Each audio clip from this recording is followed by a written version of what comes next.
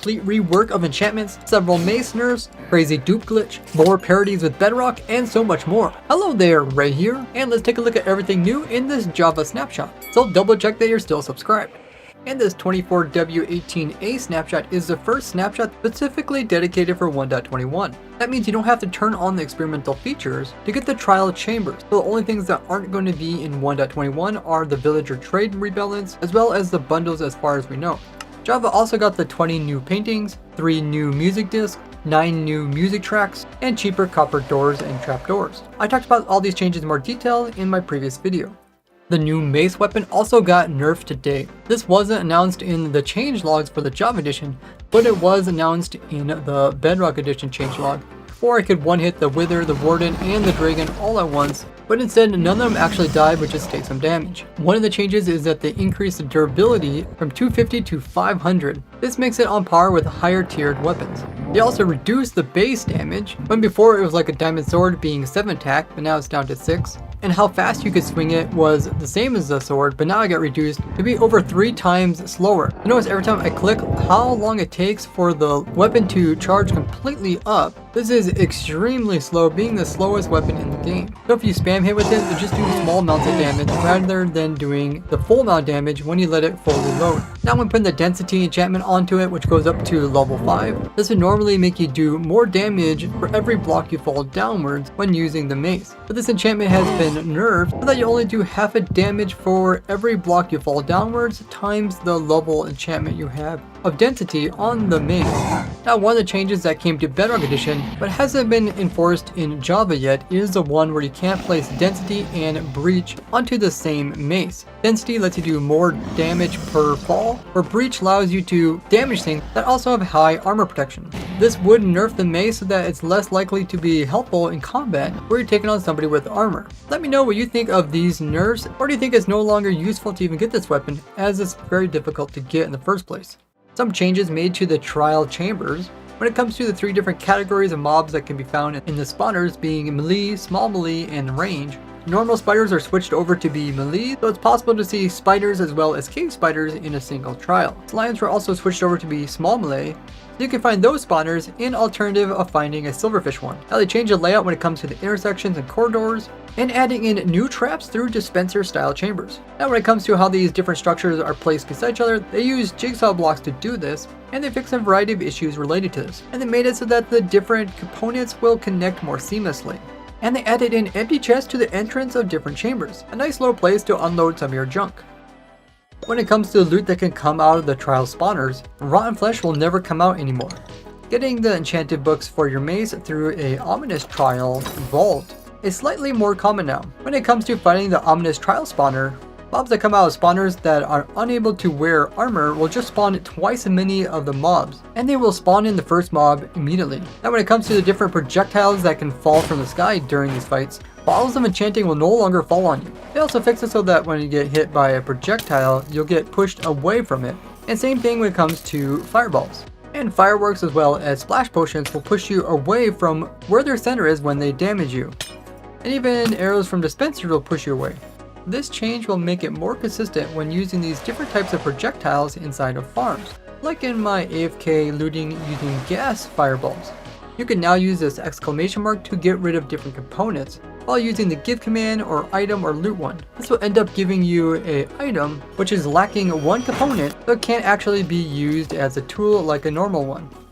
But the biggest thing that changed in this update is that enchantments are now data driven. So now all enchantments that show up in game are controlled by enchantment providers. This makes quite a few different changes in game, which I'll talk about after this. And what type of enchantments can be placed onto what type of things is all being controlled by tags. This will make it much easier for people to modify the enchantments in game. Now everything about enchantments can be tweaked, such as what type of items it can be placed onto, how much is it going to cost when using that enchantment in an anvil, and what effects this enchantment will actually have in other things in the game.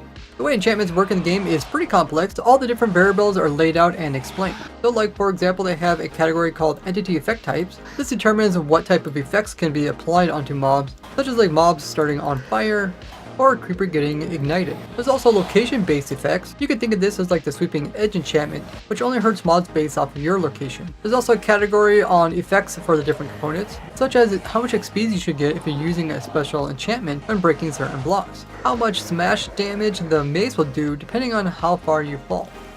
Now there's also some areas in the game where you can get specific type of enchantments, such as you can have mobs that spawn in with equipment get a random enchantment. There's also specific ones for like the different types of raids, as the harder waves will have higher level enchantments on them. Now when it comes to different type of enchantment tags, every little thing has to be spelled out, not only just like curses, but how Silk Touch will actually work, which enchantments can be found in villager trading, how certain enchantments can't go together on the same piece of armor, like Depth Strider and Frostwalker. Loot tables also got some updates with how it handles different conditions, as well as functions and number providers. Party Kit's got a new look when it comes to the enchantments, entity flags, as well as location, movement, and periodic ticks. There's also attributes on how long things will burn, how far you get pushed by explosions, as well as mining efficiency, movement efficiency, oxygen bonus, sneaking speed, mining in water, sweeping damage, and movement in water. Now let's take a look at some of the ways that these changes will affect you in game. Now if some mobs have thorns and the sweeping attack ends up hitting more mobs, including the ones with thorns, you will now get the thorns punchback from these mobs that have that enchantment. This makes it much more likely for you to take extra damage when attacking zombie types and skeleton types that can naturally spawn in with thorns. Now in the past, when it came to guardians hurting you, even if you had thorns on, it wasn't ever hurting the guardian back. So now if you have the thorns enchantment, you'll also have a chance of damaging the guardian every time it hurts you. This will make it much nicer when guardians are constantly attacking you. At least you can continue to hurt them over time and maybe they'll die from a distance. While wearing thorns and a goat would hit you, the goat would never take thorns damage. That all changes today, so now there's a chance that the goat might actually eventually die if you go AFK, so keep that in mind if you don't want your pet goat to die.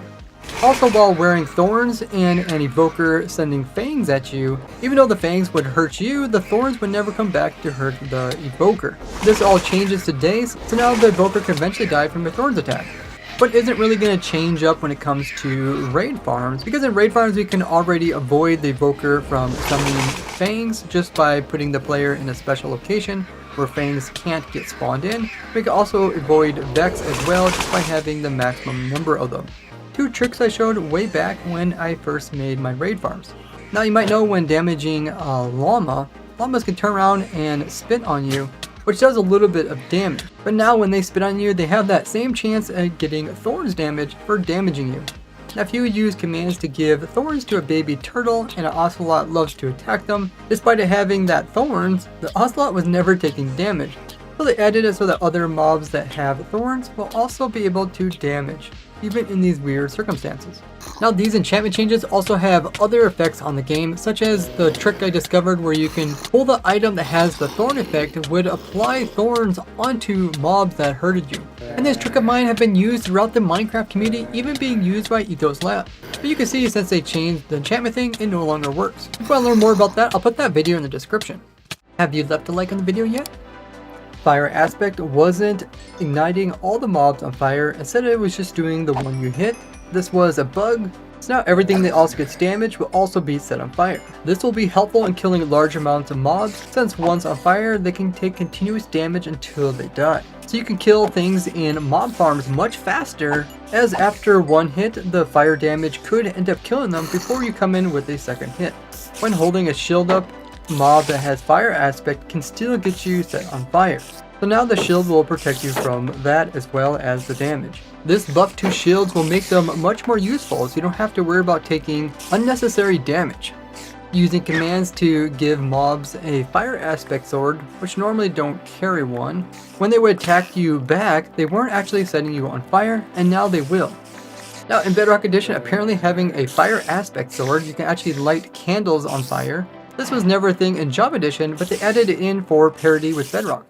When using a smite sword, a Bane of Arthropods on one mob that is undead, it would actually apply the same strength, such as the smite, onto the nearby cows. Now this was not intended. You can see the cows end up dying, despite smite not supposed to actually be hurting these guys so much. So now that's been fixed so that only undead mobs will be affected by the smite, as well as Bane of Arthropods only doing extra damage to nearby spiders.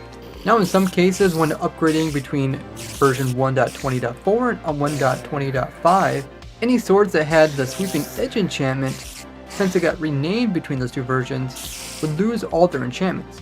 Now I never had this happen to my saved tools here in my hotbar, but I know if I downgrade to a lower version after playing this current version, everything here in my hotbar doesn't get saved. So the new components thing must not be able to downgrade to older versions. Bane of Arthropods gives slowness when attacking spiders, but the slowness was also being applied to them, as you can see if you're punching them with the Bane in your offhand. This wasn't intended, so now it will only apply if it's in your main hand. The Bane of Arthropods effect was being applied twice to spiders whenever they were damaged by it, and Thorn's armor was doing twice as much damage as well as twice as much durability on armor. Now these things will only occur once. This problem has been in the game since 1.18, so now you don't have to worry about your Thorn's armor breaking down as quickly. They fixed a few bugs related to soul speed enchantment. If you're standing on some soul sand or soil, and then you put these boots on, it doesn't give me speed or increase my FOV until I actually start moving. The same thing would also happen when I would switch them out. Notice I still have the high FOV until I move. So now that will be instant, as well as when it comes to having a large FOV and then hopping onto a mob, you could end up applying the same large FOV while on the mob. It is also possible to retain the soul speed while bridging if you first placed in some soul speed and then came in and crouched and bridged out. You will also no longer lose durability on your soul speed boots just for riding a minecart that's on top of soul sand.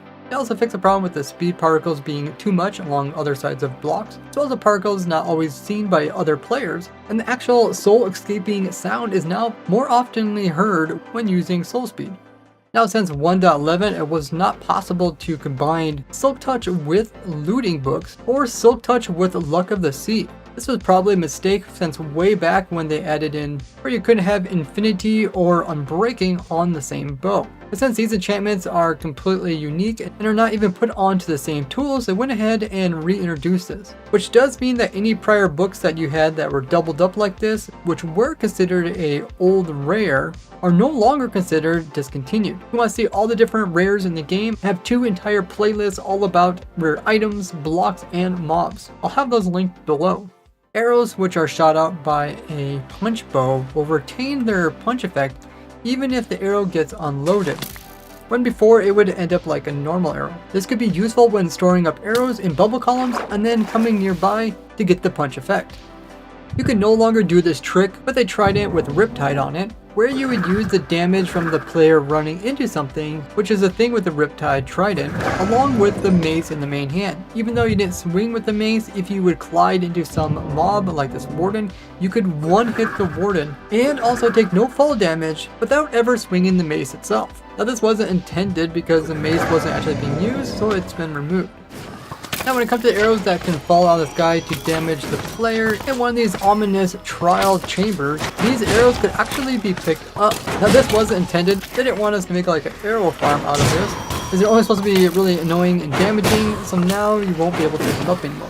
While fighting your way through the trial chambers, you no longer have to worry about trying to block while facing a wax copper here, while also using an axe as a weapon. Because what would happen when you tried to come in and block is that it would end up just moving the wax from the copper before actually putting up the shield. This was not good because people were trying to defend themselves by putting up the shield, and they just end up always having to try to clean off some copper, and in the meanwhile some damage was done to them while their shield was no longer protecting them.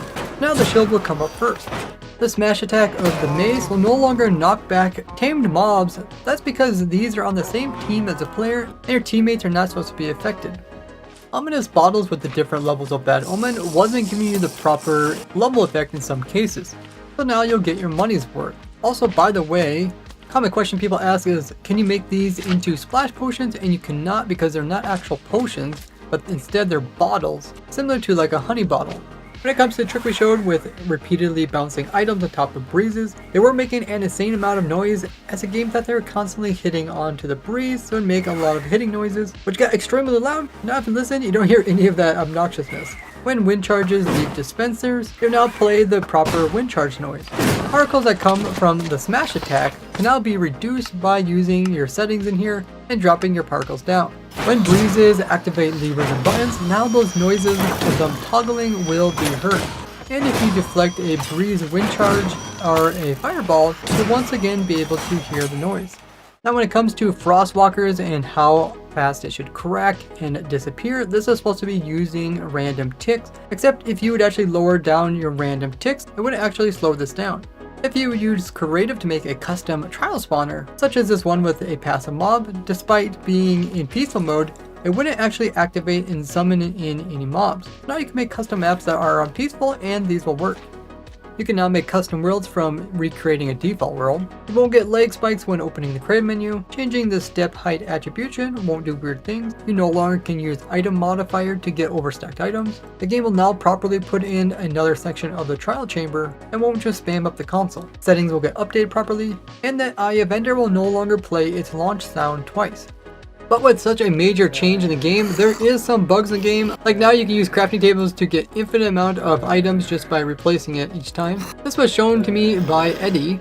So if you see any problematic bugs, make sure to get them reported, which will help us get 1.21 full release sooner than later. Now watch me design new farms for 1.21 over at my Twitch livestream. The link to that and all other important links are down in the description, and I really appreciate everyone remembering to leave likes as well as joining as a subscriber. I'll see you in the next one. Bye bye!